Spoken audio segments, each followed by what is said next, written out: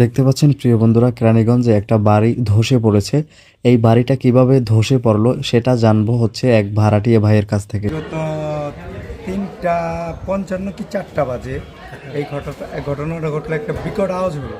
আওয়াজ হওয়ার পর আমরা ঘরে টিকা বাইরে দেখি এই যে এখানে আগুন জ্বলছে। হ্যাঁ, আগুন জ্বলছে। তো আমরা এখানকার এলাকাবাসী সব ভাইয়েরা মিল্লা আগুনটা নিয়ন্ত্রণ করলাম। তো নিয়ন্ত্রণ করলাম, তারপরে এখন এই অবস্থা। দুপুর 2:30টার দিকে টিউনো স্যার এসে বললো বিল্ডিং ঝুঁকিপূর্ণ। এই বিল্ডিংয়ের সবার মালপাত্রি থুয়াই, যা যে জিনিসপত্র আছে সবাই থুয়া চলে গেছে। এখন এই সবার জিনিসপত্র আবদারে বাইরে এত গন্ডগোল। এটার ভিতরে এই 5টা বিল্ডিংয়ের যে মাল সাবানা ছিল কালকে সবাই নিয়ে গেছে। এখন শুধু এই বিল্ডিংটার মাল সাবানে আছে। এমনিতে কারো কোনো ক্ষয়ক্ষতি হয় না? এমনিতে একজনের ক্ষয়ক্ষতি হয়েছে, উনি ঢাকা মেডিকেলে ভর্তি আছে। ওনার পুরো শরীর পুড়ে গেছে, ওনার মা বাইরে আছে। একটা পিচ্ছির মাথা ফাটছে, যে ঘরে থাকতো।